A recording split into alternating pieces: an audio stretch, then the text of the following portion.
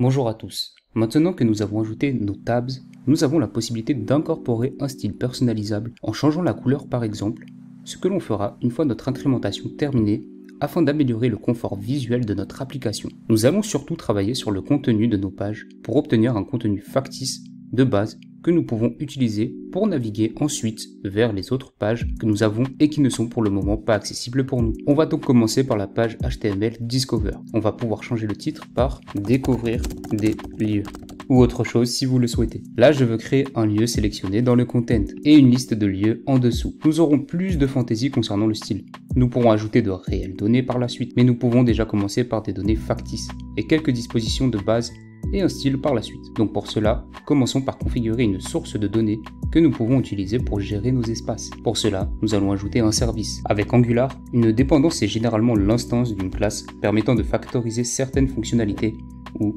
d'accéder à un état permettant ainsi aux components de communiquer entre eux. Dans le vocabulaire Angular, ces classes sont appelées services. On va donc insérer la commande dans notre terminal Ionic Generate Service Places.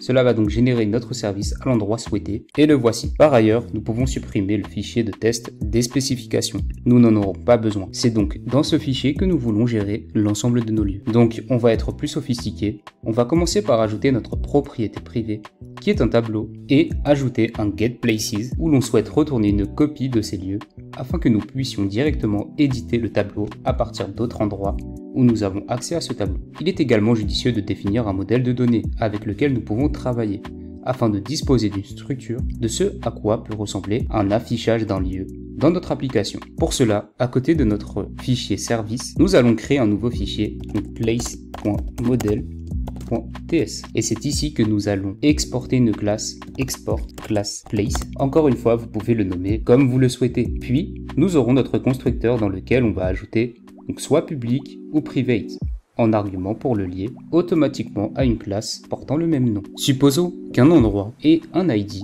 qui est une chaîne ainsi qu'un titre avec une description de type string également. Nous aurons aussi une image avec image URL toujours de type string et par la suite nous pouvons aussi avoir le prix qui sera de type number. Pour l'instant, c'est notre configuration. On verra par la suite une amélioration de celle-ci qui sera envisageable. Maintenant que nous avons ajouté un service, on peut préciser ici que nos lieux, donc places, seront de type place, en ajoutant le modèle qui va avec. Et pour cela, on doit ajouter l'import en haut de page avec import place from place model. Maintenant, nous avons besoin d'un ID avec new place P1 Manhattan, dans le centre-ville de New York, l'image et le prix. Voilà pour notre premier emplacement.